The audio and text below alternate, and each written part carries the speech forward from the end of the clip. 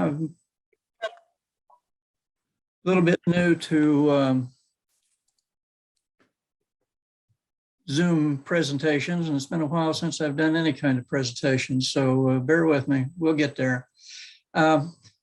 Several areas wanted to talk about. One is start out with some of the terminology associated with the photography and equipment, and then go on with exposure settings, and then go into composition, a little bit on plant documentation. That'll be kind of combined with some of the other places too. But let's see if I can make this thing work. Okay.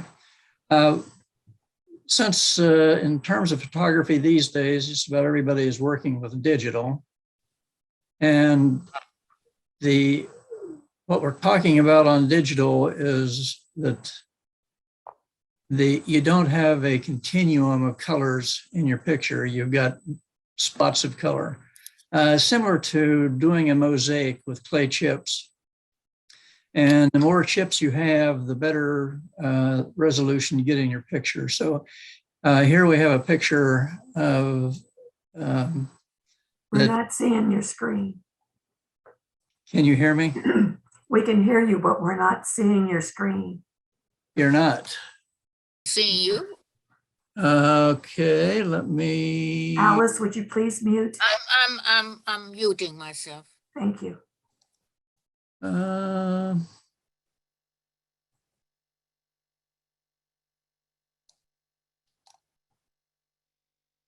Share screen. Yeah, start with share screen. Okay. Here we go. Here we go. Yeah, works better. Yes. Okay. Let me see if I can. How do I shrink my corner pictures? The view, top right. Yeah. Click on that. Okay. Okay. A digital picture is essentially building the picture from a collection or a matrix of color points or chips, in this case, in our analogy. And the more chips you have, the finer they are and the smoother the picture looks like. If we wanted to present this flower with 6 chips wide, well, yeah, and 8 chips top high. Again, thinking of ceramic chips of each of a given color. Obviously, with too low a resolution, you don't get anything. As we increase the resolution, again, at 12 by 16 chips, it's pretty much useless. If we go to 60 by 80 chips, you're starting to see some shape, and it might be nice for a den floor, but not much good for photography. If we go up to 120 by 160 chips, like on the left picture, things are starting to look a little bit better, but still not a very good picture. And 600 by 800 chips on this type of a display is getting back to essentially the real resolution of the camera.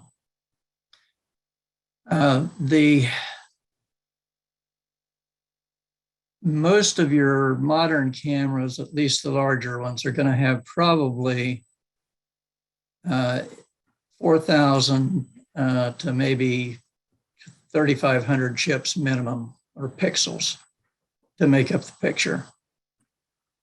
So, and the screen that we're using, or that I'm using, is 1920 by 1080 pixels.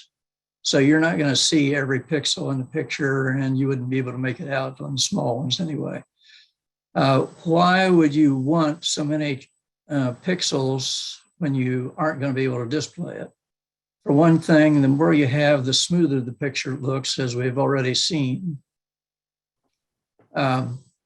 Another is that very often you don't want the entire image necessarily. It might be a small portion of the image that you're really interested in. which means if you crop out just the part you want, you might be throwing away a lot of images or a lot of pixels. For prints, for a good print, good quality print on a dot matrix printer or on any printer, you should have probably about 300 pixels per inch of print. You can kind of get by with 200. If you get down to 100, you're starting to get toward this image on the left. It looks kind of fuzzy. It's not sharp. You don't have sharp edges. It might work fine at 100 if you had a foggy scene, like with a rowboat at the edge of a lake with fog all around, where you can't really see the sharp edges of the picture anyway, or the subject. We've already been talking about pixels. You have pixels in the sensor in your camera. In other words, again, it's a mosaic of sensors, similar to the ceramic chips in the analogy. And then the display is also digital. In this case, if we printed on paper, it would no longer be digital. It'd be an analog print of colors where the ink is laid down as a dot matrix, but a lot of the inks are going to be overlaying and possibly blending together. We've already looked at the dots per inch. Another term that we're going to be looking at, and let me go through these fairly quickly because I've got samples of them. We'll be looking at depth of field, which is how much of the image in front of a given plane of focus appears to be in focus to the eye. The camera is going to, an ideal lens is going to have a plane of focus when you take an image, and ideally that's going to fall evenly on your sensor in your camera.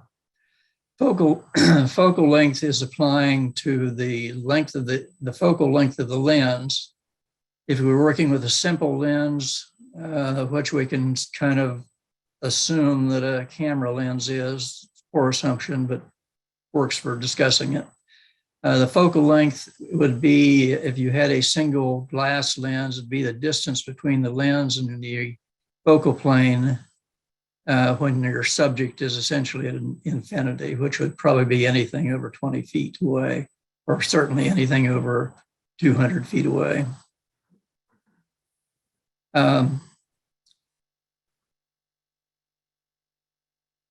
When you're shooting with your camera, and again, we probably are going to go over some of these a little bit later.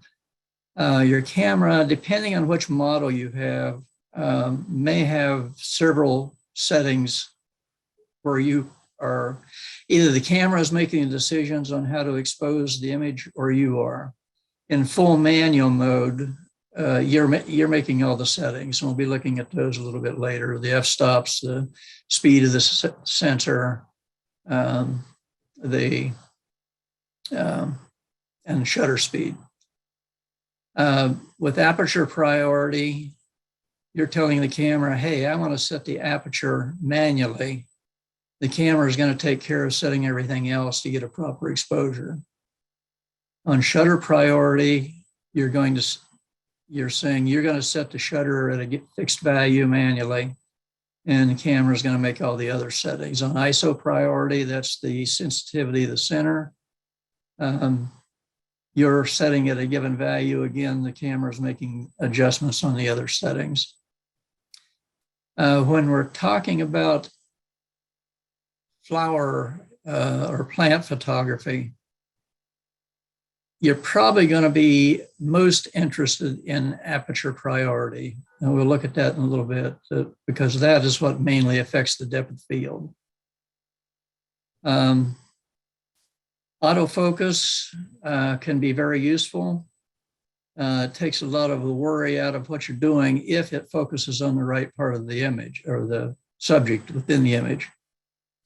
There's several modes. One is you let the camera go full auto, and that's probably going to mean that it's going to focus on the closest object. You can also, on a number of cameras, tell it to spot meter, where you're saying only look at maybe 3% a spot that's about 3% of the picture area or 6%, and do your exposure reading off of that. That's very useful if you have, say, a white flower on a fairly dark background or a white blossom. You're going to be metering mainly off of the dark background, which says make everything real bright so I can see this black object. The white object is then going to be overexposed.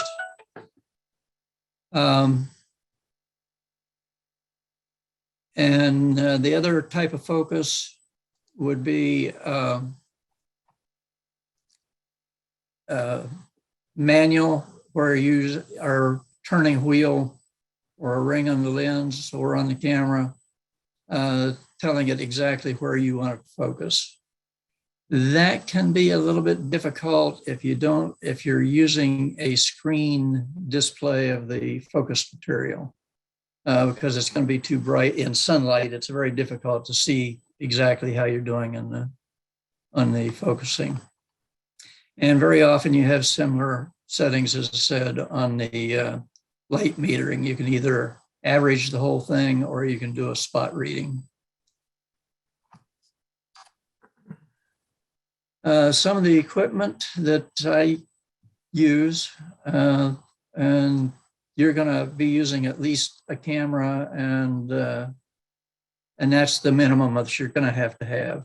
And that can range any place from a smartphone to a pocket point and shoot to a single lens reflex or a mirrorless camera with interchangeable lenses. So in this case, I'm using a single lens reflex. The lens I have here is 105 millimeter. The longer the focal length of the lens, the more working distance you have, the further you get away from your subject. Remember that the focal length is the distance at infinity between the quote single piece of glass in the lens, which it isn't, but we can say that it's somewhere in the lens. The different distance between that and the camera sensor, and infinity on the other side. As you get closer and closer, you have to move that lens further away from the camera sensor. And if you're shooting 1-to-1, where the image size that you're taking, the object that you're taking a picture of projects an image of exactly the same size on the sensor. And on this particular camera, on the full frame 35 millimeter cameras, full frame means that it's like the 35 millimeter film that some people used to use. And I started out with that. I started out probably around 1962, dabbling for the photography, and got more interested in it in about 1990, and progressed on using a number of several single lens reflexes. But the longer the focal length of the lens, at 1-to-1, you're going to be 4 focal lengths away from the subject, the sensor and the lens.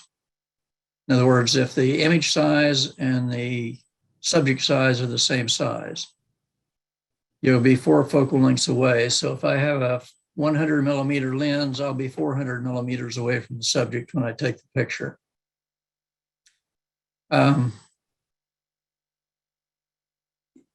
If you have a 35 millimeter lens, you're going to be 70 millimeters away from it at 1-to-1. So the longer lens gives you an advantage of working distance. You get into some problems with perception with a really long lens. A long telephoto, you might be 4 or 5 feet away from your subject when you're taking the picture. You're just not up close and personal in the way you're viewing it. The other thing you should have along is a spare battery. I generally take along at least some sort of a book for keying out stuff. I've got a if I'm carrying a tripod, which I usually do, I've got a remote sensor, and that I stick to on some Velcro glued to the leg of the tripod, and Velcro in this and hold them together that way to carry it around. Umbrella, it's not for rain, it's for sunshine. You get very harsh, can get very harsh shadows shooting plants in bright sunlight. And harsh shadows and bright leaves and blossoms can be very difficult to get all encompassed in the range of the light sensitivity of the camera. So umbrella kind of gives you a shaded object that you can then photograph and have a little more even lighting across it. Filters, I almost always have a protective filter on the camera just in case something comes along and starts scratching at it. In this case, it's a clear one. Occasionally, I'll use a polarizing filter, which is very useful for cutting down reflections and kind of enriching the colors on your subject. Much more important if you're shooting landscapes around water or anything where you get sharp reflections. Hemostat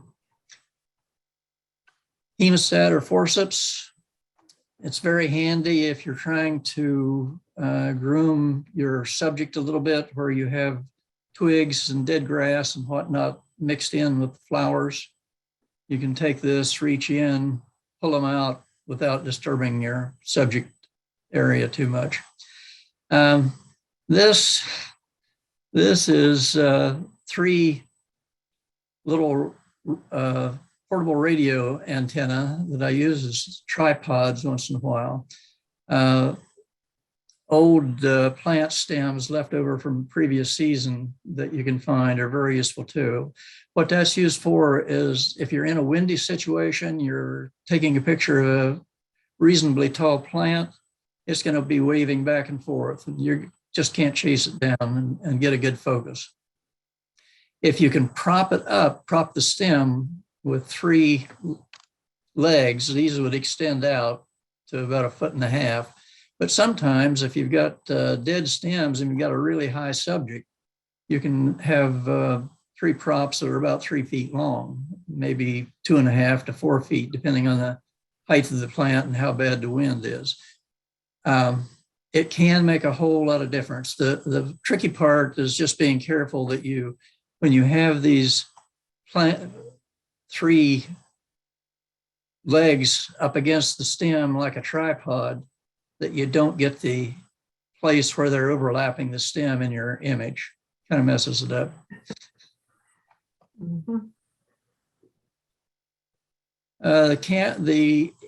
If you're getting serious about it, you're wanting to do close-up work, a tripod can be extremely helpful. The obvious use of the tripod is to stabilize the camera so that it's not moving around and blurring your picture. The one that I have is, this assembly is about 8 pounds. So it's kind of like carrying a gallon of milk around with you when you're using it. You can get by with lighter ones, particularly with the digital systems. And particularly if they don't have a mirror and the single lens reflex, because that mirror, when it flops out of the way, can induce vibration in your camera. If you're doing telephoto work, that vibration can really mess you up because you've got a long angle of that shake going on with the camera. So it can be significant then. So the heavier the tripod with a long telephoto lens for like simulating binoculars is very important. This particular one has an articulating head over here that you can turn it so that your camera is going to be setting out here to the side, mounted on a plate here on the right. And this can be adjusted from vertical to horizontal by releasing a clamp on that part of the head. Forward and back, in other words, toward you and away from you, you can tilt it by loosening this axis of the thing. The other thing that I have that I really like, particularly for close-up work, is a sliding fast release plate. If you don't have a quick release plate, when you mount your camera on the tripod, you have to use a screw like this and match it up with the camera, the screw threads in the camera, tighten it down, try to get it turned the right direction every time, and then you're ready to go. With a quick release, this part of it can be taken care of and left alone. Now all you do is just mount your camera on this and it slides on, clicks into place, and you're ready to start manipulating it. There's also an adjustment here for turning the head, pivoting it around. You can go 360 degrees. Here's my remote release that I keep attached to the leg with Velcro. It's a little bit risky. It may get lost, but so far I haven't. But it's easy to take off and use. And I got a quick playing with my mouse. It likes to move things around.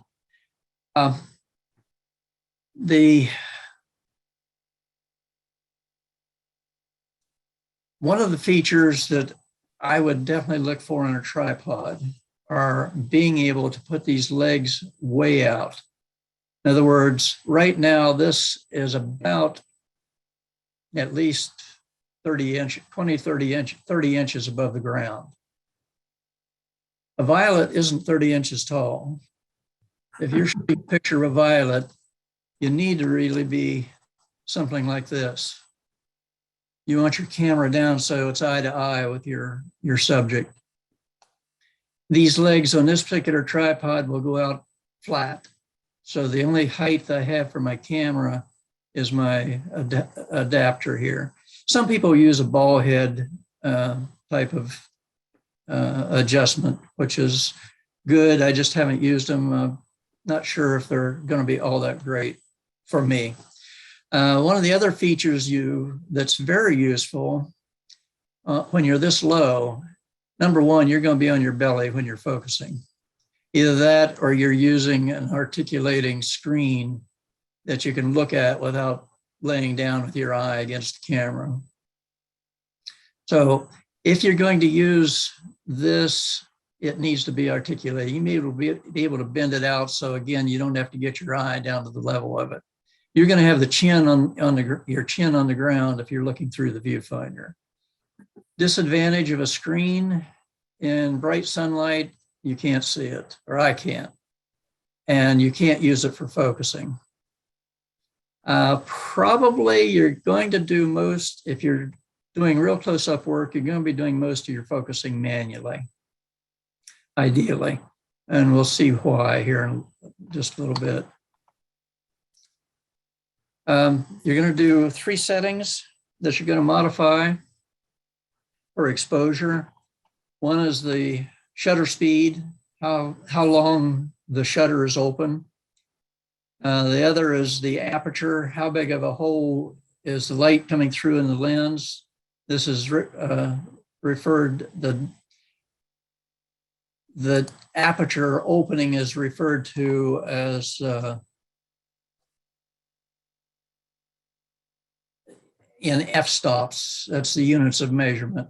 And it's the focal length of the lens divided by the diameter of the opening of the aperture. Typically, the lens that I have there, a single focal length lens as opposed to a zoom lens, a lot of them will be somewhere around what's called an f2.8 to an f3.0. For zoom lenses, it's harder to work with that wider aperture and design the optics so they have a smaller aperture. So if we divide the focal length by the aperture being the diameter, the smaller that diameter, the higher the f number. So if we have an f number of 1, the aperture matches the focal length of the lens. Obviously, if you have a 400 millimeter lens, you're probably not going to have an f1 lens. If you have a 50 millimeter lens, that's a little bit more doable. 50 millimeters is just a little under 2 inches. Well, it's right around 2 inches. The ISO setting, before I forget it, when you're doing your questions, if you have them referring to the presentation, down at the bottom of each slide, there's a number. That is a slide number, and you can reference that in your question. We can find it and look at it if we need to bring it up again. But back to exposure settings. Sensitivity, referred to as the ISO, or no units on it. It's linear. In other words, if you go from 1 to 2, you've doubled the exposure, or if you go from 2 to 3, you've increased it by half. In other words, 1 more than 2. Typically high values, even on your digital cameras, are going to be around 1,000 to 5,000. On the older film cameras, a lot of the films had an ISO of something like 50 and maybe even slower. The lower the ISO, the less sensitive it is to light. With a lot of the common digital cameras, you can't go much below 200, the ISO. That would have been a fast film in film days. And 1,000 to 50,000 would be just about unheard of in film. The disadvantages of high ISO, the high sensitivity, is it's also sensitive to low level noise within the sensor. So then that gets recorded in your picture, mainly in the darker areas, but it can be objectionable if you go really high. Plus the contrast seems to be a little bit exaggerated. If you go up to 25,000, you're probably not going to get a high quality picture. Might be usable, but not high quality. Major effect of it, it allows you to use a fixed or a combination of shutter speed and aperture to take care of adjusting the exposure. And you can use a fixed combination and vary the sensitivity for different light conditions. In other words, if you're using one shutter speed and one f-stop or aperture setting, then you can vary the exposure of the image with the changing the ISO, either making it more or less sensitive. The other factor that you're going to modify in adjusting exposure is a shutter speed. This is more important in action shots and sports and so on. The shutter speed is the length of time that the sensor is exposed to light. You're essentially accumulating light in the sensor. The longer you leave that sensor open, the more light you accumulate, and the brighter the picture will be. So if you have a very short shutter speed, you're not exposing the sensor very long. In high motion, rapid moving things like wind, and particularly in birds or sporting events, you may be needing a shutter speed of something like 1,000th of a second to 1/4,000th of a second.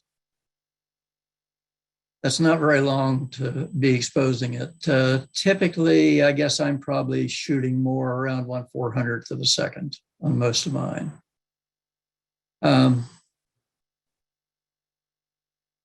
The main thing that you use the higher shutter speeds again are to reduce motion blur. Obviously, if you leave a sensor exposed to light for 30 seconds, and I think that's about the longest I've ever taken a picture on film, was about 30 seconds. If anything moves during that 30 seconds, it's going to be blurred, whether it's the camera moving and making the object, the image move around on the sensor, or whether it's the subject moving because of wind or walking or getting kicked or flying away, whatever it is you're shooting. So again, the higher the shutter speed, the more motion you can freeze, and so it appears as a sharp picture. The f-stop, again, that's the aperture, the hole in that the light is coming through. Typically on lenses, you'll see these settings as the standards. These used to be the fixed f-stops on a lot of the earlier lenses on cameras. In other words, if you had a 2.8 f-stop lens, usually you refer to the widest aperture of the lens when you talk about the speed of the lens. 2.8 was fairly common on 50 millimeter lenses. And my mouse is wanting to, oh, okay, there we go. Notice that every other one goes up by a factor of 2. In other words, 2 to 4 to 8, 16, and starting at 1.4, and that's a wide lens. That's a high speed lens. You just don't see those very often. I don't know why my mouse is not playing nicely with me. Again, 1.4, skip 1, you're at 2.8. Each step in this, you're changing the exposure of the sensor or your image by a factor of 2. In other words, when you go from f1.4 to f2, you're getting 1/2 the light per unit time hitting the sensor. When you go from 1.4 to 2.8, that's what we call 2 stops of change in the exposure. Each one of those is 2. If we go 3 stops, that means an 8-fold difference in your exposure. In other words, you could go from 1 second to 1/8 of a second. That would be 3 stops change in the light levels. So 8 stops, 8-fold, it's 3 stops. So it's 2 times 2 times 2, the change in the exposure. Now, what do we see? What is one of the main effects of the aperture in addition to changing the exposure? The major effect is depth of field. Again, that is how much in front of and in back of the focusing plane that you're focusing on appears to be in focus. The wider the aperture, the narrower the depth of field. In this case, depth of field, I'm focusing on this line on 1 inch on a ruler, or 10 inches rather. And we're looking at, this is from 11 inches to 9 inches. This is a camera looking down at about a little less than 45 degrees at this ruler, and I'm taking the picture. So I'm seeing about 2 inches in my viewfinder. My viewfinder is 1 inch wide. So this would be like a 1 to 2 image size. Well, actually, I set it out to the closest focusing is 1 to 1. It's just that at this angle, you're seeing more than 1 inch along the length of the ruler. Obviously, if you were down against the ruler, you'd see the whole thing. If you were straight above it, you'd only see 1 inch of it. But depth of field at f4.8, and that's as wide open as my lens goes. These are effective f-stops. As you get closer and closer to 1 to 1, you're reducing your exposure, the amount of light that's hitting the image. It's just the physics of the thing. So by the time you get to 1 to 1, if you had a handheld light meter to give you a reading that said you wanted to shoot at f2.8 at 1/100th of a second, that's not taking into account that you may be shooting 1 to 1 in terms of the distance from the subject and image size the same. When you do that, you change your exposure level by 2 stops. In other words, 1/4 of the light. It takes 4 times as much light to shoot an object at 1 to 1 as it does to shoot one at 1 to 20, essentially. The depth of field again here. I don't know why this keeps wanting to change the display when I move my mouse, but I guess that's zoom. This is with the lens wide open.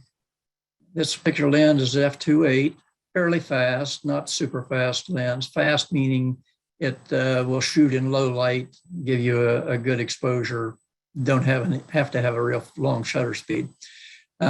Effective f-stop at this setting was f4.8. This is what you see in the camera as the F reading. You can see here how much you're getting in terms of depth of field. Each of these little marks, I believe, is a 32nd of an inch. So you're getting, at this angle on this ruler, you're essentially getting a cardboard thickness of material in focus. As we go up to F11, which is a fairly high F number, but this is effective F number, remember. This is probably about 2 stops off from what your camera, if you were doing a dial setting on it, would have said. You're getting what? Not much more than 1/4 of an inch in focus, in front of and in back of the actual place that you're focusing.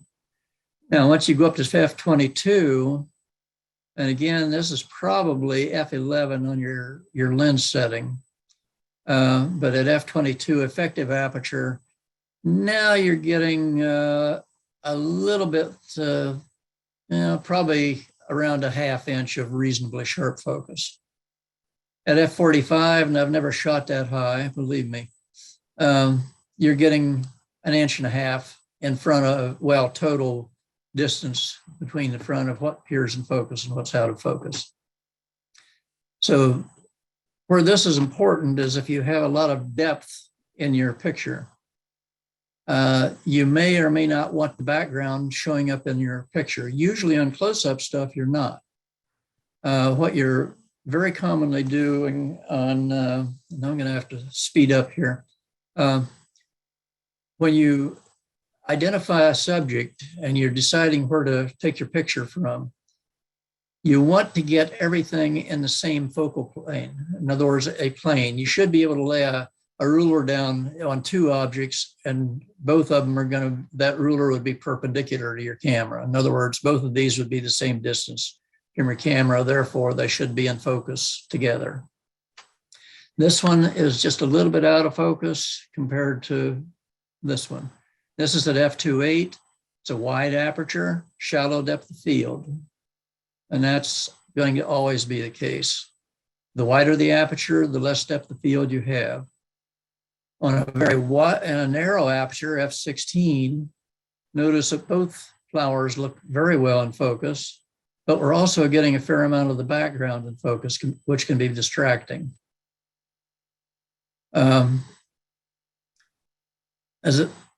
Usually, it's a tricky balance getting a good depth of field and background on your close-up pictures. And the closer you are to your subject, the more you can cut out the background. Remember, well, the further you're away, if you're 100 feet away, essentially, well, actually, if you're 15 feet away, just about everything's going to appear in focus when you shoot your picture. So f2.8, wide open on that lens, f5.6, stop down 2 stops. So it's 1/4 the shutter speed. But now both flowers are in reasonable focus. Background is starting to show up. At f8, now we're at 1/100th of a second. One more stop.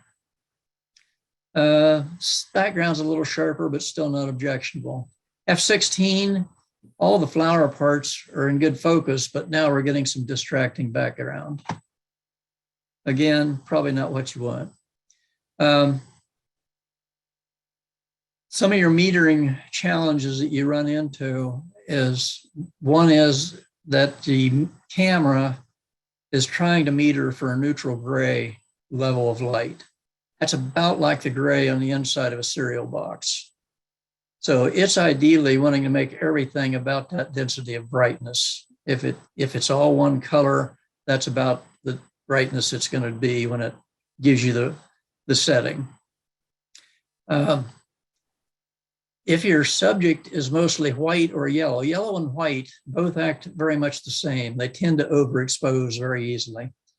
If you're metering on those, your camera says, hey, this is real bright. I need to make it darker when I take the picture.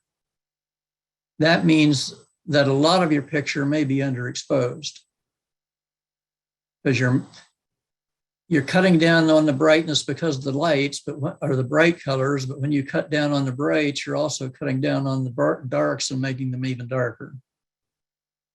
So you tend to underexpose if you have all real bright subject matter.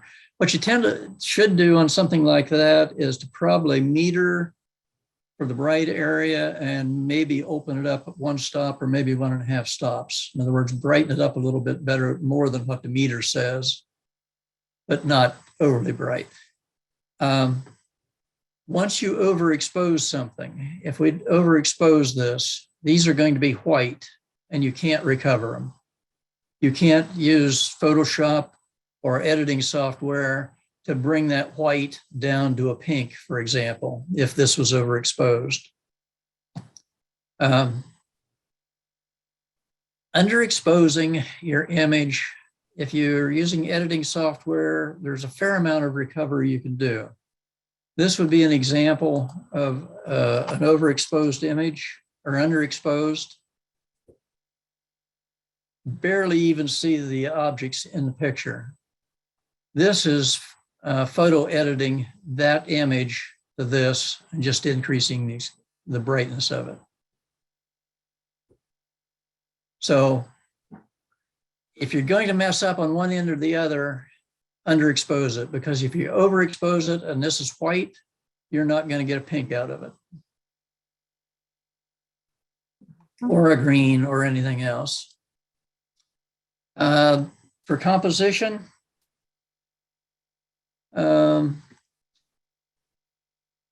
one of the rules that you hear a lot about is rule of thirds, where you take your sensor area, divide it into the vertical into 3 sections, the horizontal into 3 sections. Supposedly the most interesting picture areas are at the intersections of these lines. In other words, if you put a flower here, it would be more important or more pleasing and catch your eye quicker than if you had a bunch of pictures scattered around out at the edges. Your eye's going to go there first, or here, or here, or here. So one of the earliest rules of composition is to try to put your main subject on one of these. To me, that doesn't work. Particularly when you're doing close-up stuff, you have a lot of material on your subject. It may or may not fit there nicely. What I try to do is treat the flower blossom, if I'm shooting a flower, like a person or an animal's face. In other words, you don't want that person sitting over here looking out into the wall and say, okay, I'm going to take your picture there. It's going to be much more pleasing to you if that person is sitting over here looking at this wall than if he's sitting here with his nose against it. Just doesn't feel comfortable.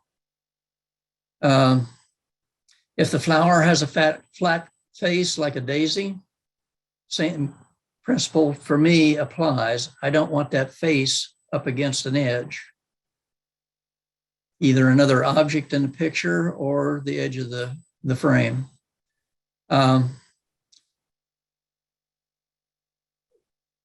Another thing you probably should avoid doing is having a real strong diagonal line in your picture. Let's say you were doing a landscape and you had a path, or you have a stem on your flower, or a pattern of it is a diagonal. You don't want that going straight into a corner. Take that, if you're going to have the diagonal, go have it in somewhere outside of the corner. Doesn't make any difference which direction you're using it. Just try not to take a strong diagonal and end it at a corner. Here's an example of a flower that's kind of facing you, and this is about my favorite angle for shooting flower pictures, if they have a flat face at all. It gives you more depth of what you're seeing in the flower.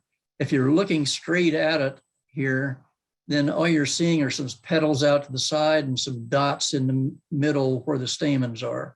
You don't see the detail and the depth in the flower if you're straight on, if it's tends to be a flat flower. So a lot of my images are at this kind of an angle to the face of the flower. Likewise here, I'm not straight up and straight above the flower looking down. Here we have a fairly strong diagonal. Again, up here, it goes into the corner, but you've got something strong pulling your eye away from it. This isn't detracting from the picture that much, even though it does go to the corner. A lot of my shots I have in mind, I want to show the structure on the flower, not just get a pretty picture. And if I can get two flowers like this, one that has kind of a face and a definite profile that's different, if I can get something like this, that's what I'm going to get. It's not a bad picture. It might be prettier if I just took this picture like this and have it by itself. And I have some later. We probably aren't going to have time to go into them here unless people just want to hang around. But here I've got two views of the flower blossom on this species of flower. Plus I've got information on the sepals and where it's attaching. So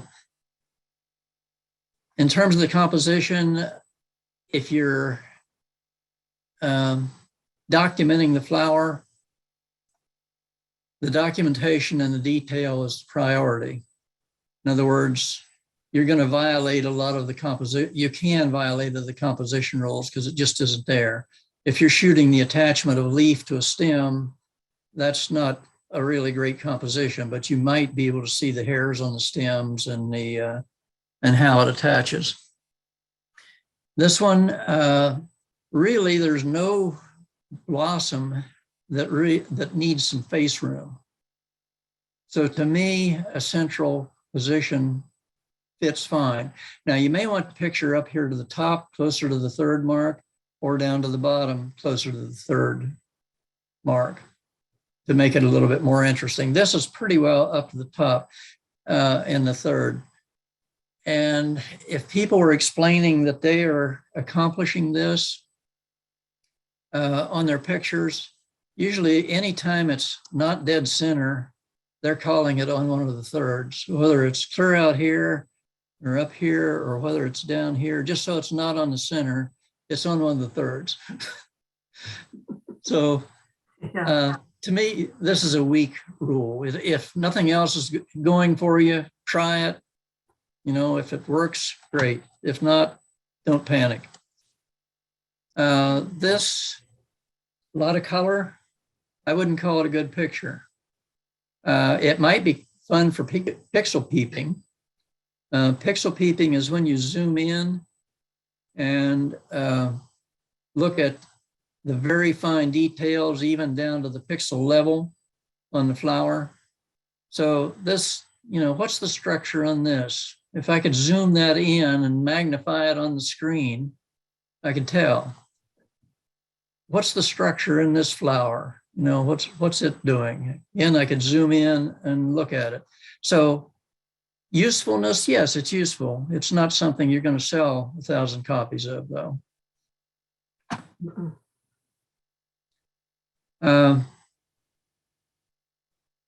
The only thing I can see wrong with this picture are the diagonals in the background. Those are a little bit distracting. Otherwise, I like this picture.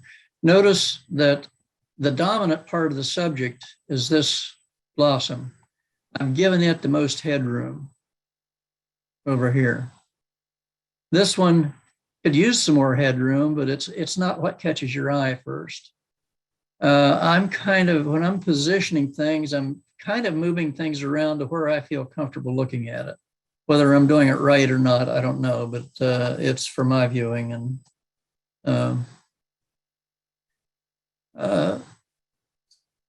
the next topic was documentation. Go through this very quickly. Again, rules of thirds and all the rules of documentation or composition are essentially out the window. The main thing you're wanting to get is the details of the plant. And if you're wanting to really document the plant, you're going to have to take more than one image. And I use image in place of picture pretty much interchangeably, but that's what I'm talking about, is a picture or the image. You would like a habit shot of the plant. In other words, what's it look like if you're standing back and look at it? Like a picture of the flower, you'd probably want a picture of the back of the flower to see what the sepals are. You would also want to get, and this isn't one, but a close-up of the stem, because that a lot of times is diagnostic in keying out the plant. Does it have hairs on it? Do the hairs point toward the end of the plant, or do they point toward the root of the plant, or do they stick straight out? It can make a difference on some of the keys where you're keying out the plant. Again, in documentation, this was a 1 millimeter subject in this area. On this little thing here that looks like a wood tick, that's actually the pod of seeds, or the collection of seeds inside under one of these scales. Oh my goodness. So this is a composite, and this is one where I zoomed in tremendously on a high resolution image, probably 1:1, but I might have been taking the center tenth of the picture and zooming it up to a fairly small picture, but to get this amount of detail. So documentation is a whole different game on photography. This is a better display of that we were just looking at. Again, this was about 1 millimeter. 3 or 4 of the seeds in here are about 1 millimeter. So this whole thing is about what, 3 or 4 millimeters? So you're less than, you're less than 1/4 of an inch clear across this thing. Fairly complete documentation, but not complete. Habit shot, what's the plant look like? What's the flower look like? The sepals are important in identification, the little leafy structures on the back of the flower. The leaves are important. How are they attached? Are they opposite, swirled, alternate, and so on? Is there winged around tissue around the plant? Are there hairs on the stem, and so on? So for documentation, you're looking for detail. And that's all I have on the slide material. Let me see if I can bring up.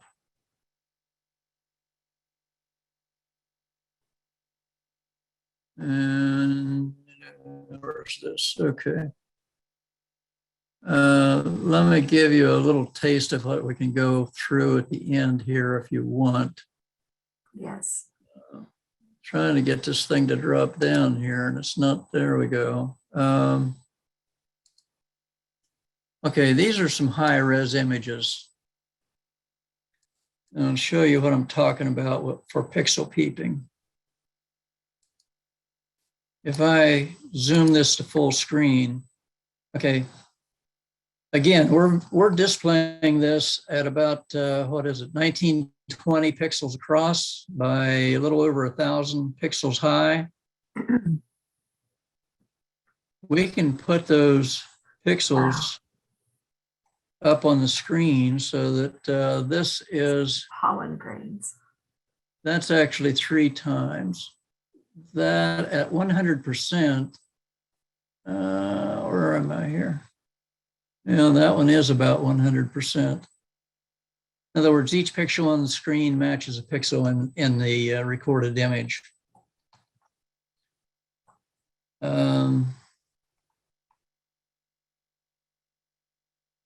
This is, I like this picture.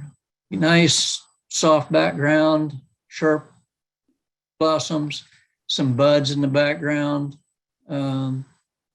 These are not being crowded. Remember what I said about you don't want to crowd the image? That would not be a good composition. This face is right up against, got the nose right up against the edge of the screen. This is one, if I was composing like that, yeah, that I wouldn't want to cut stuff off. If I was going to print that on a piece of paper with this type of setting and I wanted to maximize it, that would probably be about the way I would compose it. Again, if I'm paying attention, I'd try not to let that diagonal go up in a corner. And I think we're about time. This is one you probably haven't seen. That's the same species. That's the milk vine. And the previous one, remember, was maroon. Mhm. That's the natural color. Somehow this is a genetic switch. And that is not photoshopped as yellow. That's the natural color of the plant. This is out on Cedar Forest Road at Cedars and Lebanon State Park. I don't know how old the plant was when I saw it, but I've been following it since about 2005. And it's not as robust as it was, but it still has these yellow blossoms. I've never yet seen a seed pod on it, so I'm assuming it's sterile. So it's a genetic mutant, I think. This is a lobelia. This structure probably, well, the entire blossom probably would be smaller than this petal on the flower. But this isn't particularly zoomed in on this. If we want to zoom in, then we can see, oh, it's got a little bit of a beard on the throat here. We have some nice streaks on that. We've got some sharp tissue on the perimeter edges of the leaves. This is what you call pixel peeping. You go in and look at so you're almost at the pixel level and you see what you've got.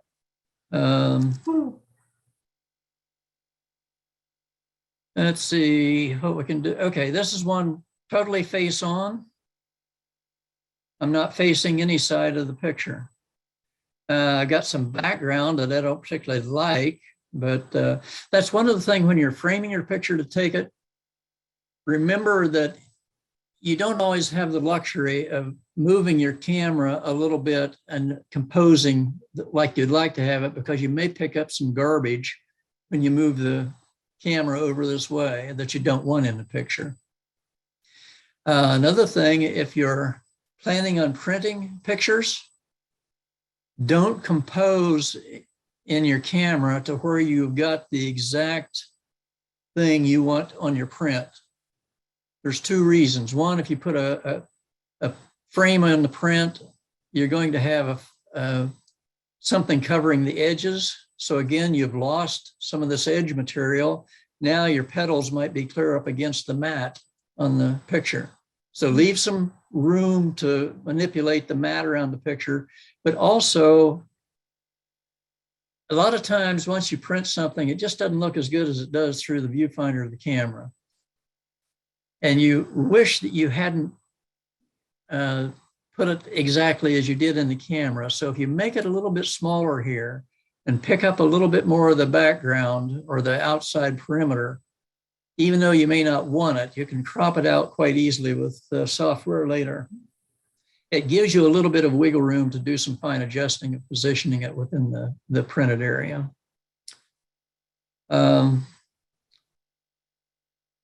I think that I'm probably over on my time, so. It's been wonderful, though. This is Colombo, Oh. little pixel peeping here. It's one of the weirdest flowers I've seen. It looks like it has hairy warts on the petals. But, and I don't know if the next one, okay, that's when the stamens aren't so close together. That's kind of what I like to see in the way of sharpness. But that's about, I think, the end of the presentation. If people want to stick around later, we can run through some of the high resolution images and flip through them, and maybe if you enjoy them, you might like looking at them. I don't know. Are you ready for some questions then? Yeah, I'm ready. All right. If anyone has questions, unmute yourself and go ahead and ask. Yes. Anyone? I'm on the equipment. Now I wrote it down what I wanted to say.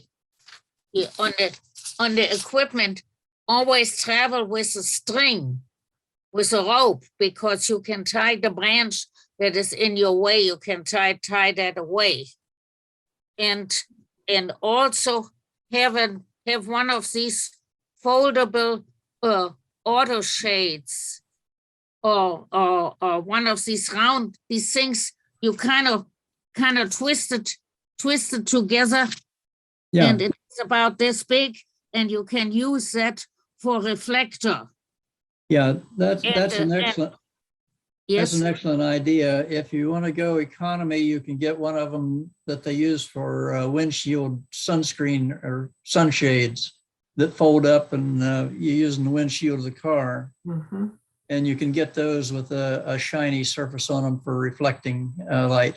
And that's a real good point. If you've got bright sun and you're wanting to get more of the underside of the leaf or shaded areas in the subject area exposed properly, you can reflect more light in the shaded area.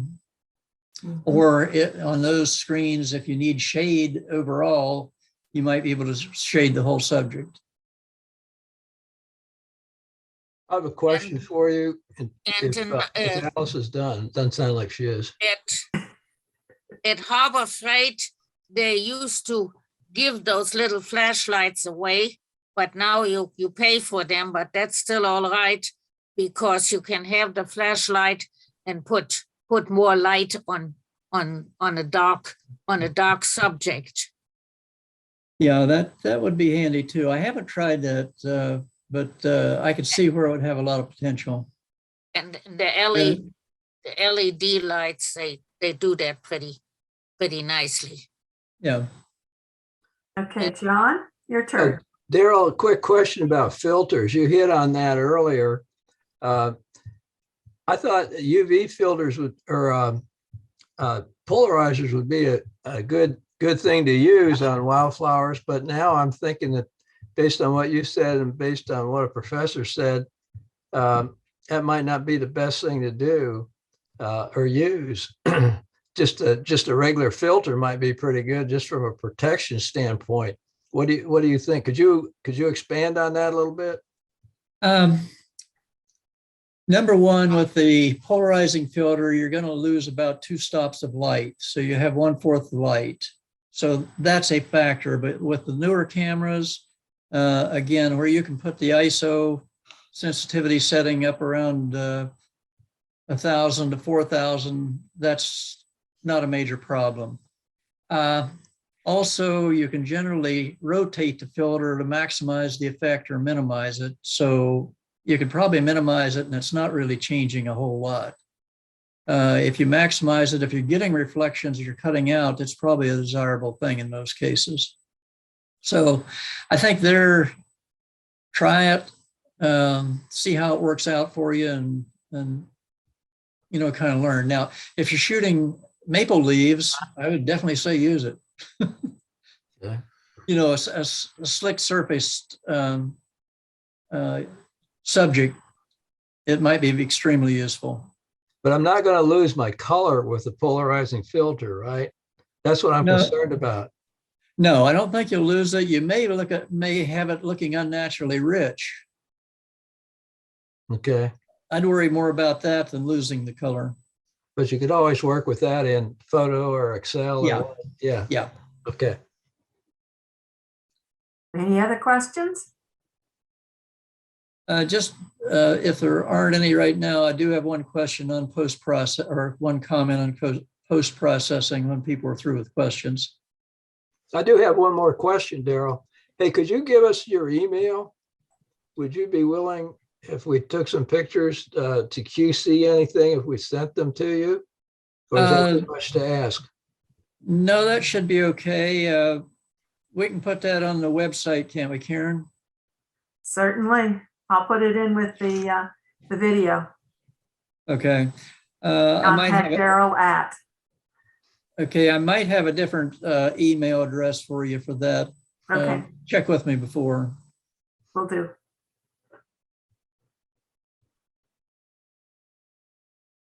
I'm sorry, the presentation went a lot slower than I had anticipated. I hope it wasn't too boring. The Oh, level you was didn't kind lose of at people.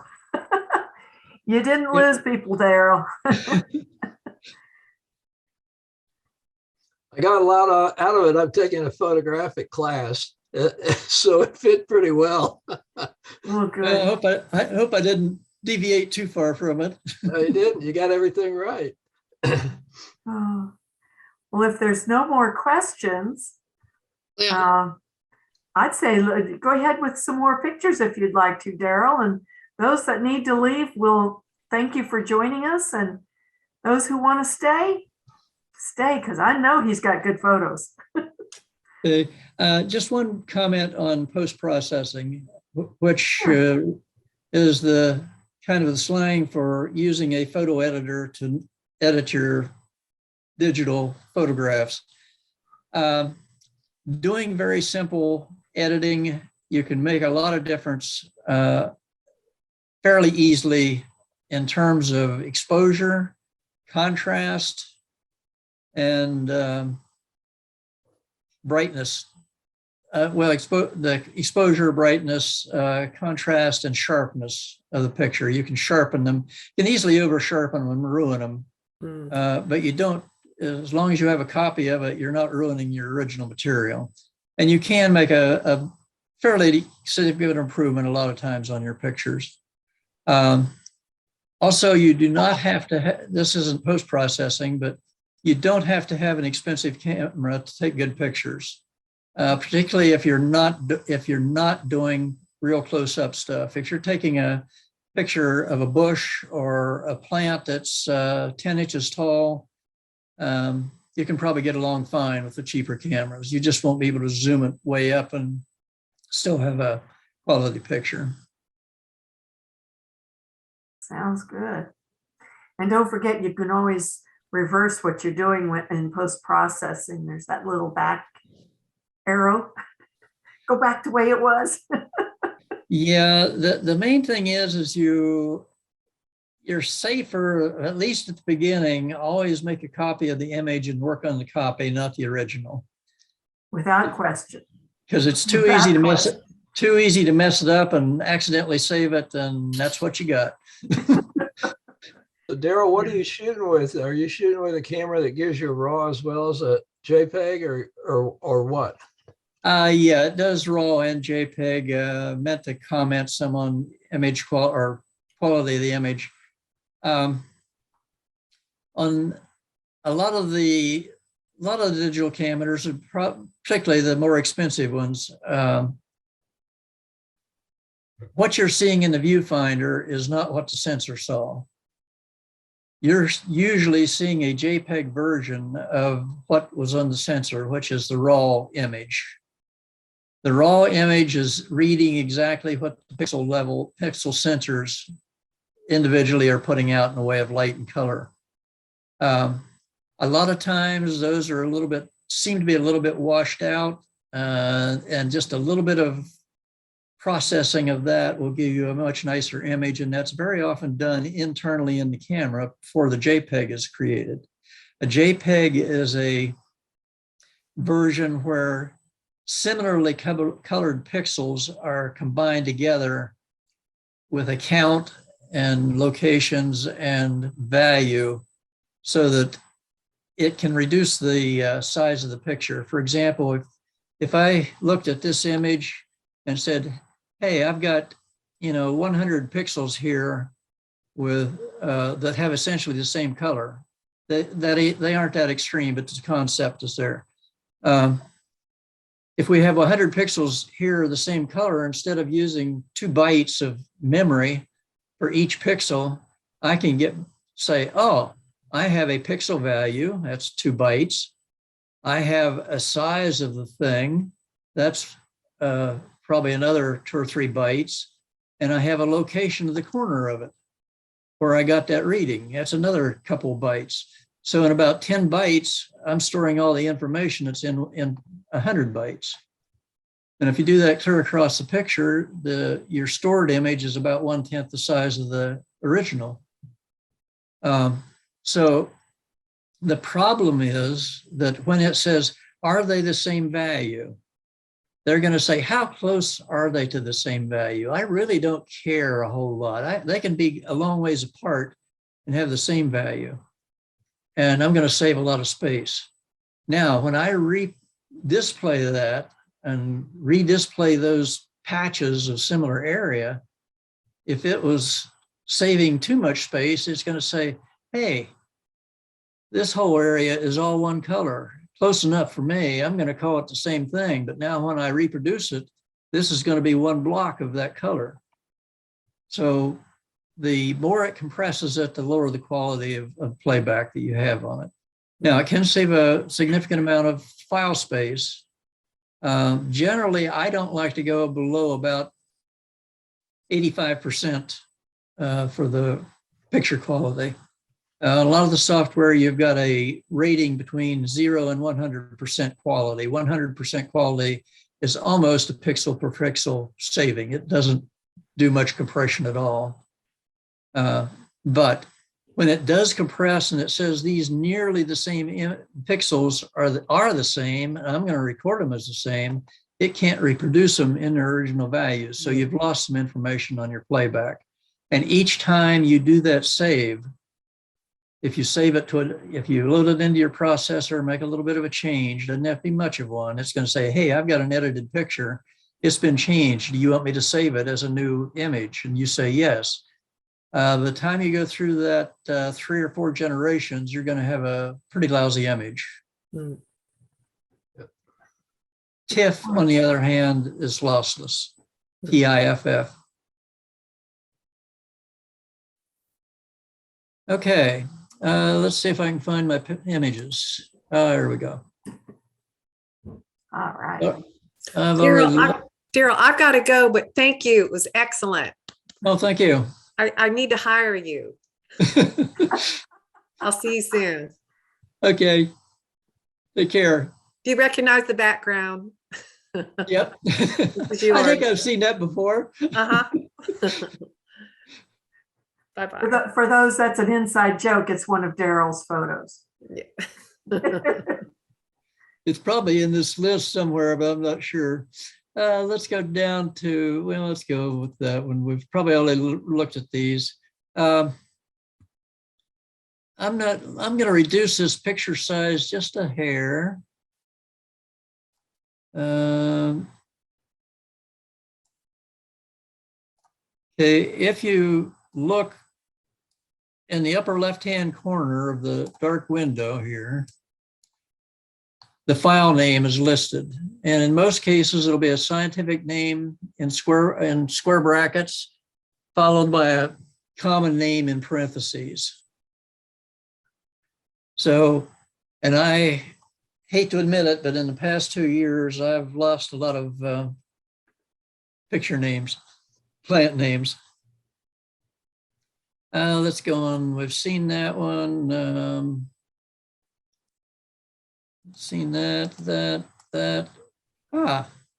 This is a common yard plant. This is a henbit. Pretty. And a little bit of pixel peeping. Look at the hairs on these. Mm. And this, anytime I'm taking a picture, I'm trying to get, if it's convenient, get different angles included of the subject matter in the same picture.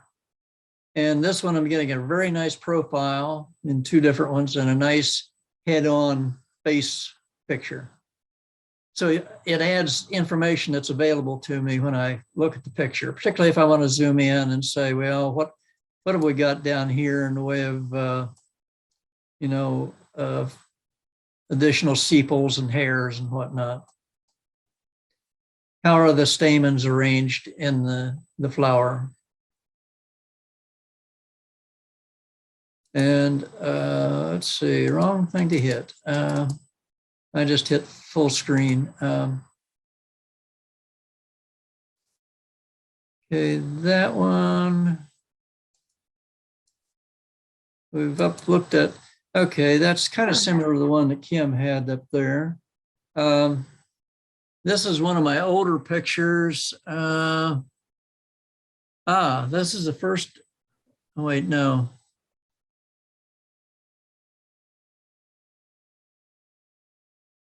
Yeah, that one was 2011 that I took. If you're looking at file names, if you see a pound sign, that's a boundary for a date, and it's usually in, well, wait, year, month. Usually it's in year, month, day. So if that's the case, this is one I scanned off of a film. Tennessee coneflower. Mhm. Oh, This is another coneflower. This is a wavy leaf, purple coneflower, Echinacea simulata. I've seen this out around Flat Rock at Cedar Glades. That's the only place I've seen it, but I haven't looked for it that much. It's a real pretty flower. See the pistils? wow. And the pollen, yellow pollen, can't really make out pollen particles. Here's globs of pollen on that. Hmm. Pixel peeping is fun sometimes. Yes, it is. This is a mullen foxglove. And one of my earlier pictures, but shows two stages of the blossoms. These are nice face on. Now I could have gotten way over here to the left and gone straight face on with this one, but I think it just makes a much better picture, not having the edge of this, but having this face, having both of them slightly face on. And again, if you're too straight, you don't see the depth going on in the flower as well as you can if you're off the side just a little bit. Yeah. Gattinger's prairie clover. That's, that was from 1994. That one did come off of a slide.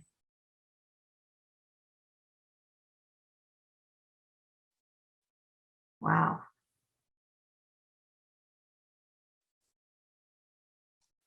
Have you digitized, are these digitized from your slides?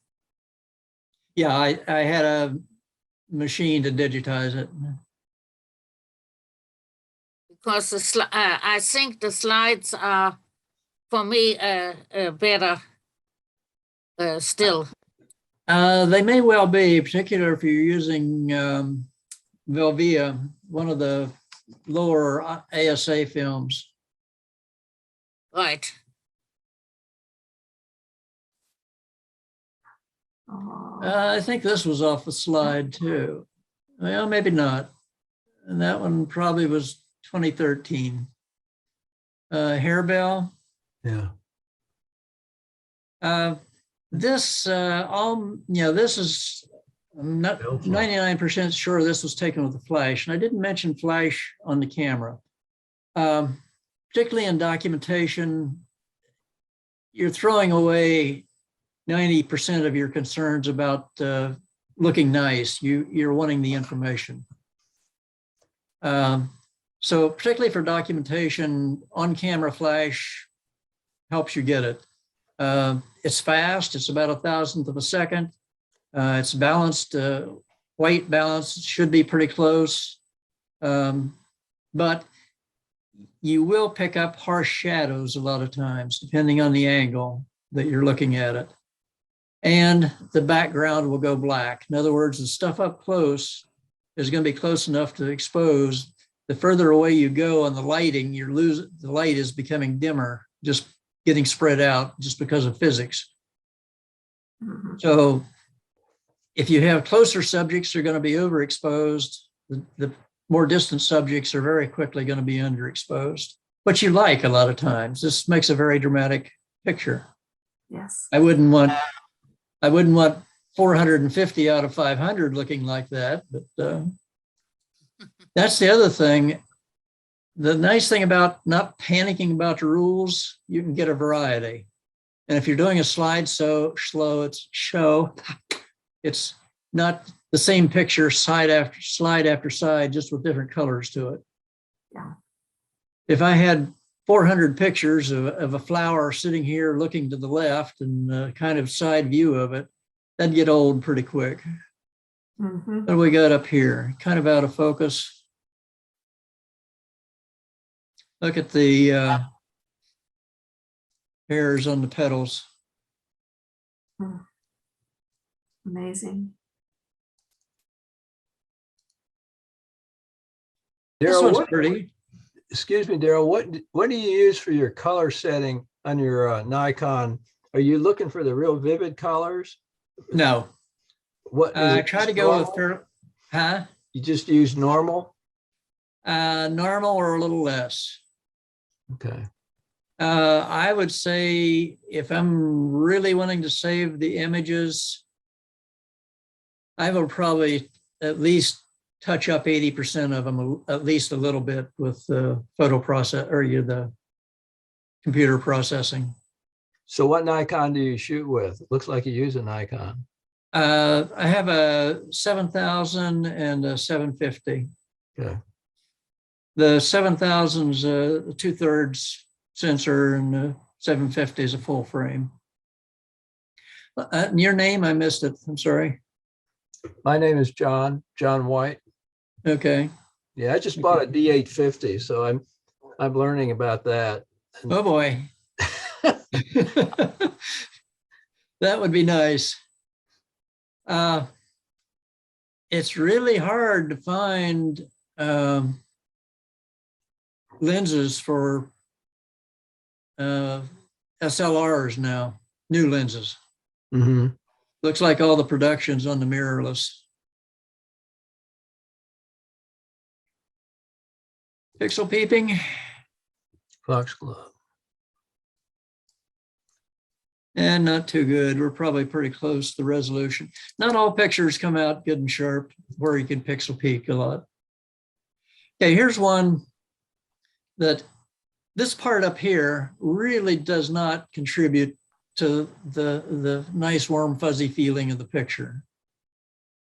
But it does contribute information about the plant. Probably it would have been better to have, let's see if I can do this, to have maybe crop that more like about that than what I have, getting rid of some of this distracting material up to the back, up in here. It's not bad, but it's not ideal in terms of composition. You're too hard on yourself, Darel. This is probably about my favorite picture I've ever gotten. This was off of film. The yellow lady slippers, this was up from Shenandoah National Park. This is one my wife was helping me. She had, I think I had a windshield reflector or, shade. She was holding it, reflecting sun up here to this part. This would have been in the shade, but she was reflecting light up, and then the main light was coming down this way, and combination turned out just good. You can see the detail on the leaf a little more. Yeah, getting the shadows coming across them. This probably would have been very dark without her reflecting light up on it. And that's something you can do with the carrying a reflector. And that white umbrella that I had can do the same thing to a certain extent. A flat piece works better though.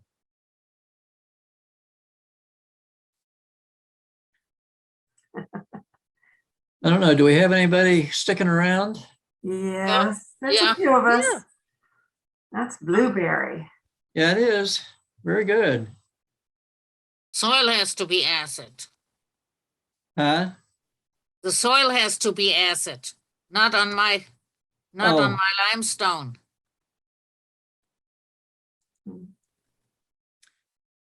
I would bet there's a good chance that nobody here has seen this one. Yes, it's a yellow type trillium, isn't it? Yellow type. It's the one that was just identified as a species about 6 years ago or something, up in northeast Tennessee.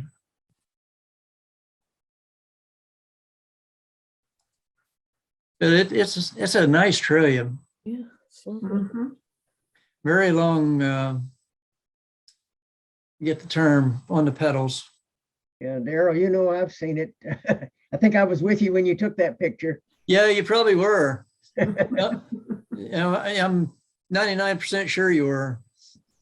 So I think that's the only time I've seen it was when I'm with you. This is twisted trillium. See how the sepals are twisted? Oh, yeah, okay. Pretty. Got pollen on here, some pollen blowing off and accumulating on the sepals. Darrell, quick question. Yeah. Do you have any suggestions for taking pictures of some of the situations you get in with thin stems like crane fly orchids or putty roots? They can be very difficult to deal with, particularly Yeah, with go on a calm day. background. Yeah.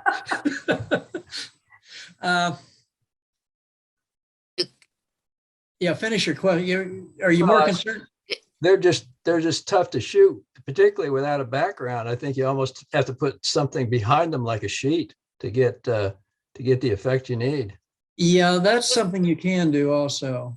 That's another thing you can use, either sheets of different colored paper or even that, the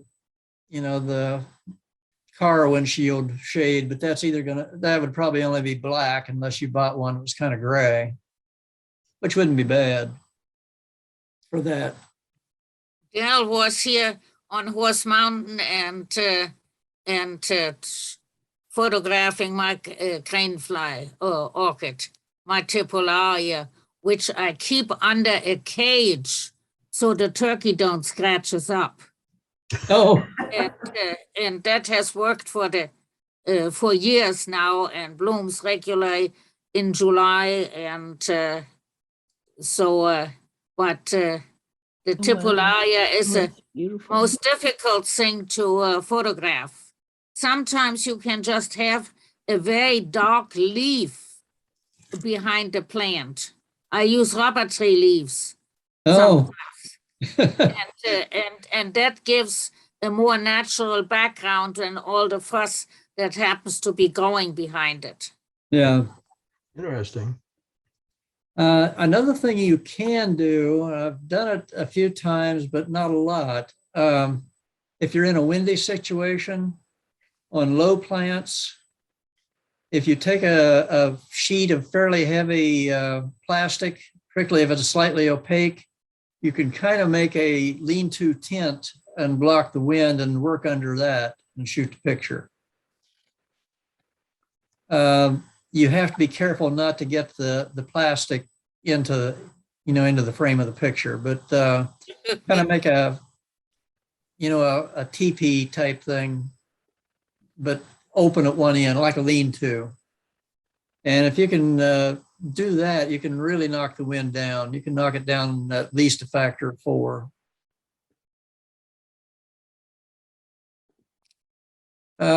This was a flash, and it's probably been edited, but notice the dark shadow underneath. Now, this is where if you overexpose the whites, you won't have any of this detail in your picture. It'll be all white. And you could very quickly, well, this butterfly isn't bad, but exposure looks like it came out pretty good on this. Mhm. But if it's white in your, particularly on your raw image, you're not going to recover it. If it's a little bit dark, you can recover those, but whites you can't.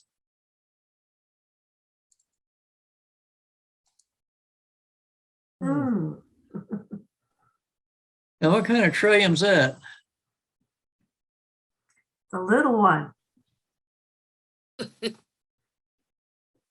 It's, many petals does a trillium have? Usually 3. It's double. It's a double. And it looks like the leaves are double too. Yeah, I didn't notice that. It does almost. Dennis, what is it? That's Trillium pusillum. Yep. One? Gorgeous. Sometimes you notice things in your photographs that you don't notice when you're actually photographing. Yeah, particularly if you're pixel peeping. Yeah. This isn't a bad picture right there. It's Yeah, different. gorgeous. As I say, that's one of the major advantages of having a high resolution camera is you can drill in and still have a reasonable picture left to work with. You can throw away 3/4 of your pixels and still have something that's left that you can look at. So do you think that's tetraploid? I don't know enough about it to say that's what's causing it. I kind of recollects that being a characteristic of tetraploid, but I don't know. That's a wonderful picture.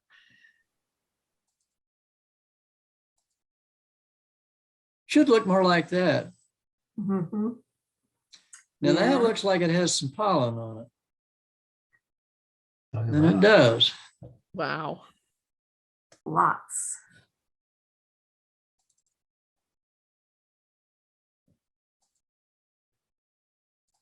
Mm. Okay, this is one that's different. It's not particularly great, but it's kind of unique. This is the goat's beard, yellow goat's beard. This is about 3 inches across. Right. It's a big, Tragopogon? huh? Is that Tragopogon? Yes. Okay, got it. Now, yellows are very easy to overexpose, and this really should be cooled off a little bit with the photo editing and made a little bit darker. But yellows are about like whites for getting overexposed.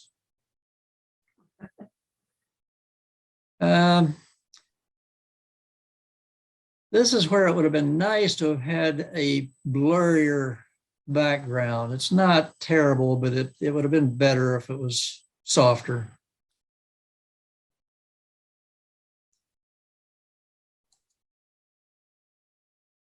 Yeah, it's just a, Solanum. yeah.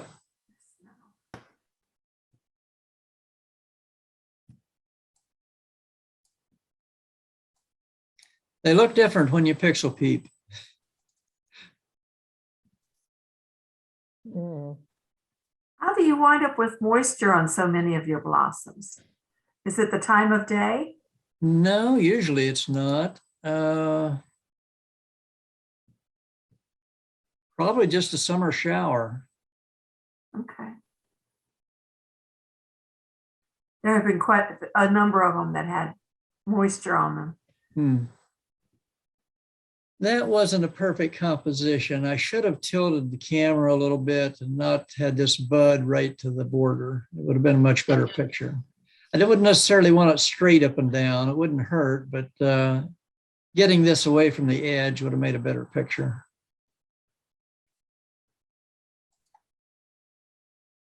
Hmm. That was my first crop on it. And then later on, I noticed that the bud was chopped off and did it with the one we just saw. This one had a lot of post-processing. You can't really see it, but okay, see these petals? A lot of the petals were like this, and I filled them in with color so that they weren't so blotchy. Oh, okay. But doing something like that takes a lot of time. If there's a lot of, okay, this is where we're talking about overexposed in the background here. There's no way you're going to get any detail out of that by making it darker. But you remember on my presentation, the dark picture where it was lightened up, it was still usable. Darkening this for this particular part would not be usable.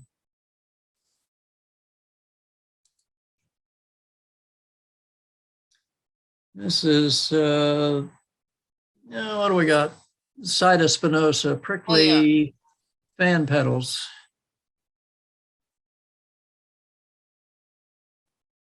Isn't it This was supposed to be thorny?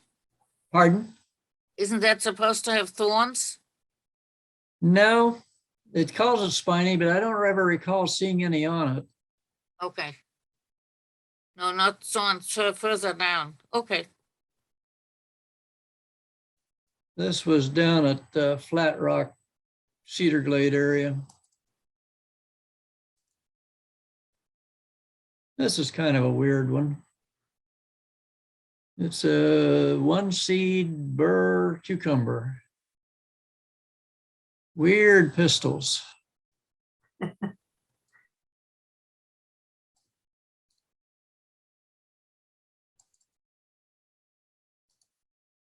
Okay. Succulents. This is Sedum puchellum in the winter. Totally different in summer. Okay, I'm going to go through these about 2 or 3 seconds per slide. If somebody wants to look at it closer or zoom in, just speak up and I can go back. This one was taken on film.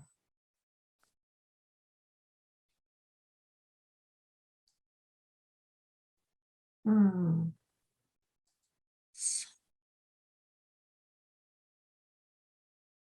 Sweat fly on a rose. Yes.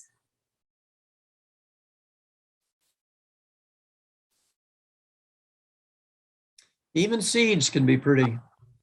Yes, they can. This is an Alabama azalea. This was a film shot. Rexia Mariana.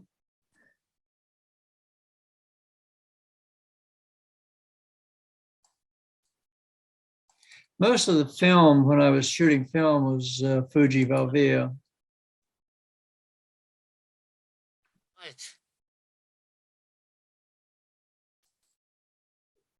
So you digitized all of these from film? No, not all of them, just some of them. Okay. Most of them are digital. No, I didn't get that one weeded out. That's okay. What's he doing? Needs a haircut.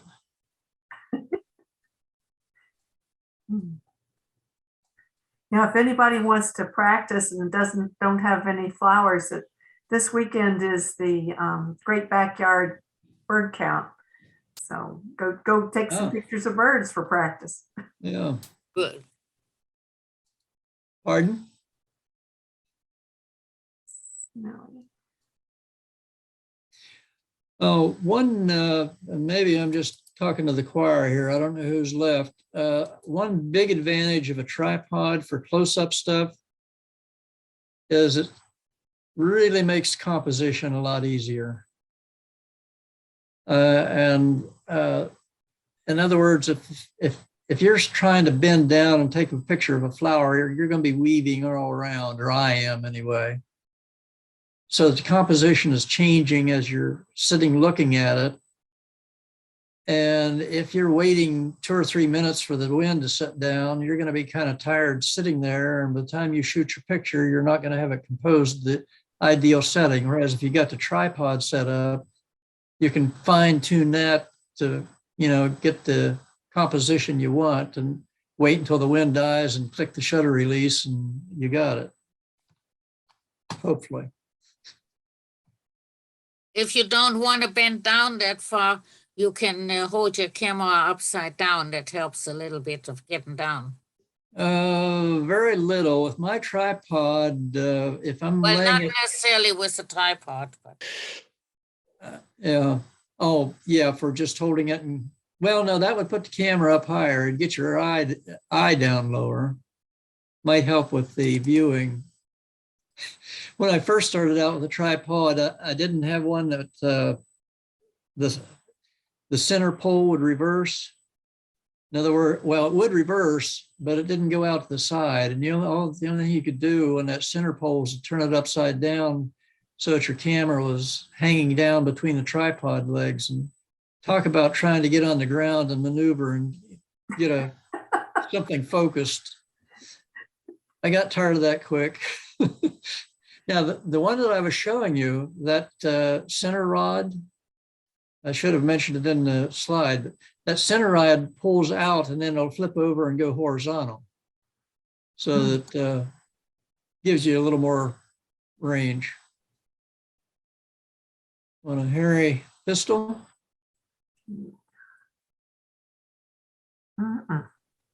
That's limestone fame flower. Now, talk about one that waves in the wind. The petiole on this is not much bigger than 2 hairs. So any wind at all, and it's waving at everybody.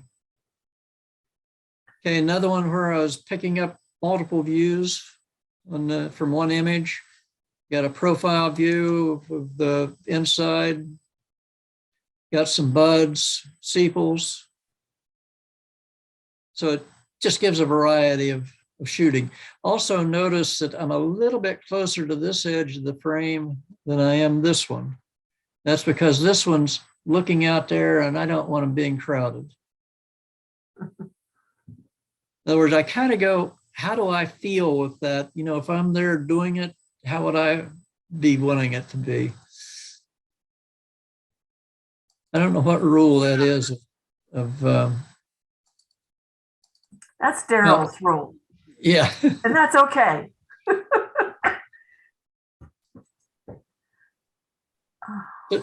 That's a common glade flower. Now that was one that you might have an interesting view from straight on it from the end, but it wouldn't look nearly like that. And I really like that picture. Yeah.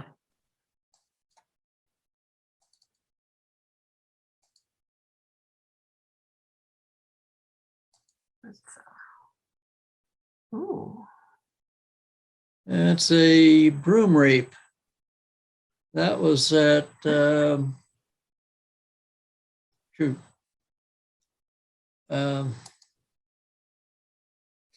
forget the national park over by Gatlinburg.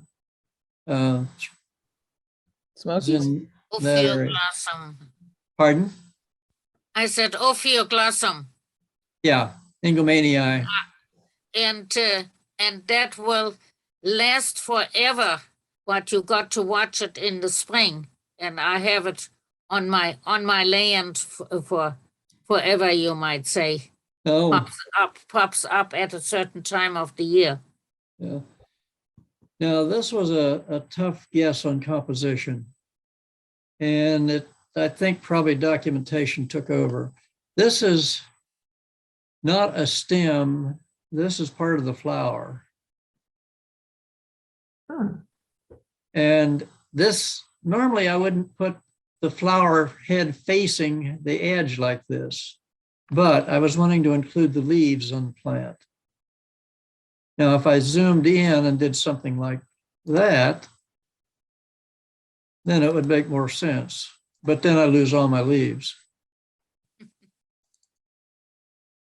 One thing, when I first started doing, probably the first 10 years of doing plant photography, if I was out, particularly if I had my tripod and everything else with me, when I'd come up to a plant that I was wanting to shoot, I might walk clear around it looking for different angles of, for best exposure, composition. And in those days, it was extremely rare for me to take more than one shot of a plant because I was paying maybe a third the cost of a meal for that shot. So I didn't do a lot of clicking like people can with the digitals. The digital, you pay up front on the price of the camera and you can take lots of pictures and not have to worry about the film. But on the old ones, they weren't so sophisticated. So they didn't quite cost as much, but the film was awfully high. So each shot was kind of expensive.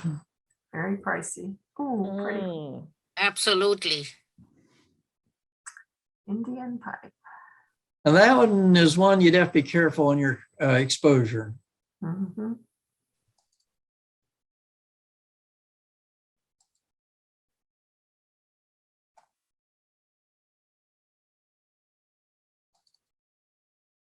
That's full frame. Probably, if I was wanting a good picture of it, I would go more with something about like, I can't move it to the side there. I'm not going to be able to do it. It's bringing everything in. I don't have enough room. What I'd like to do probably if I was going to compose it would be to have a frame maybe around like this, giving it more room toward the edge, but tightening up in the back and get rid of some of the background junk. Bergamot. Well, no, Now that's an interesting one. That That's a flower, yeah, huh? that's a mitella. When I first saw it decades ago, I thought that was the most fascinating thing that ever That's- existed. That's not a whole lot bigger than a BB. Right.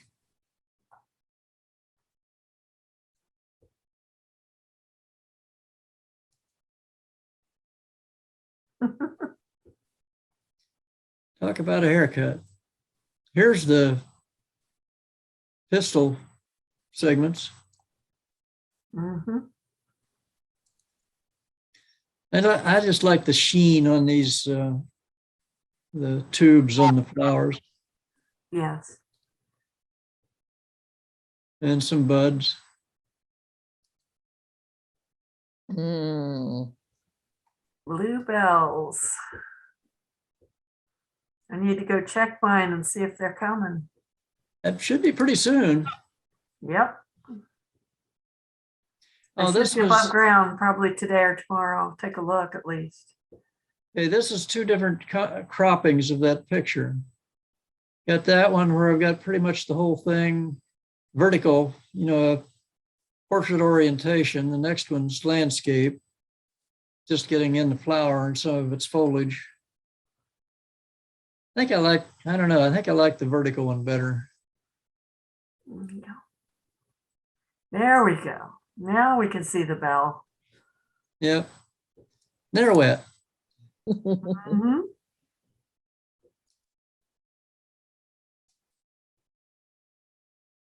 That's another species of anglepod.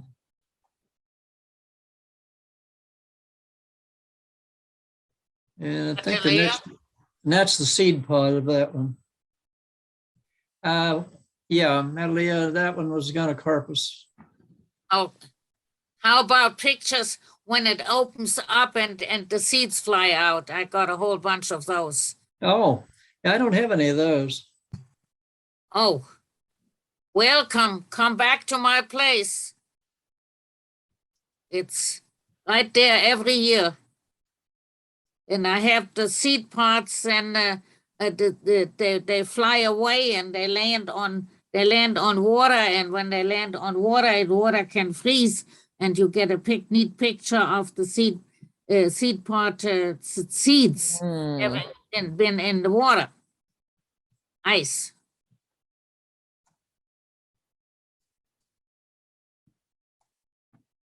That would be an interesting picture. It may not be popular, but it'd be an interesting picture.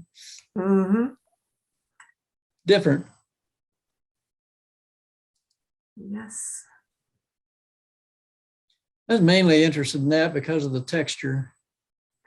Yes.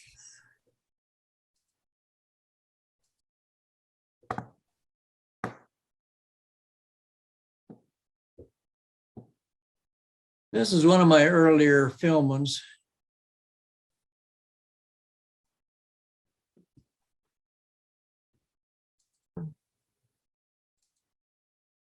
Mm. Blackberry lily. Yeah. This is a fairly big flower. The stamen portion probably is a little over an inch or right around, depends on Absolutely. which flower you see, but on the order of an inch. Mm. And That one's it's the spiked stylus. crested coral root. Close up. Oh, wow. Some hepatica. Gorgeous. Have you ever seen tree moss? Seen Looks what like now? little spruce trees. Tree moss. It's a moss, but it's only two. I had a piece here on, I think at the last meeting. So it's only it looks like a whole spruce tree, but the whole thing is about this high.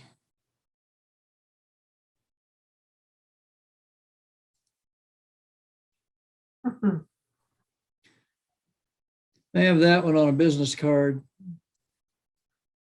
I can't imagine why. Wow. Nice.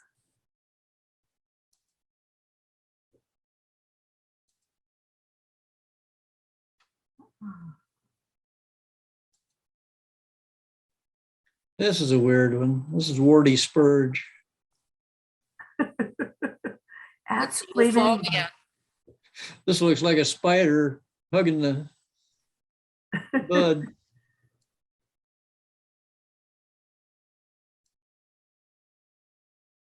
And I kind of like that.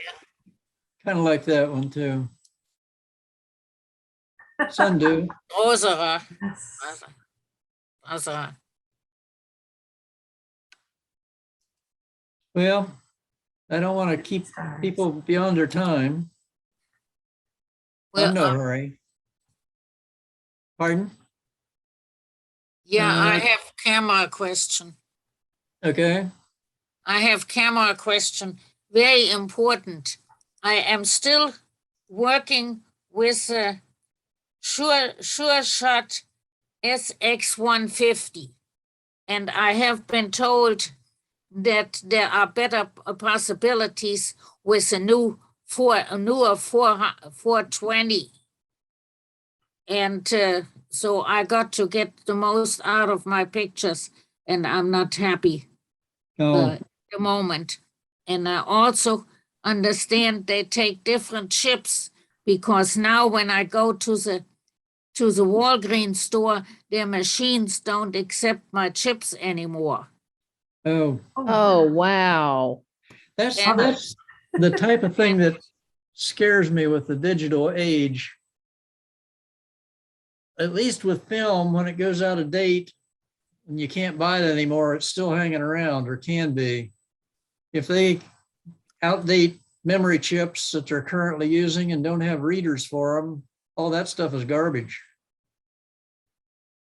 Yeah, I got my pictures on the computer, and now I got to learn how to order from my computer over to from Walgreens prints, and And that, my son has to teach me that. I think we're looping. Yep. Yeah, I think so.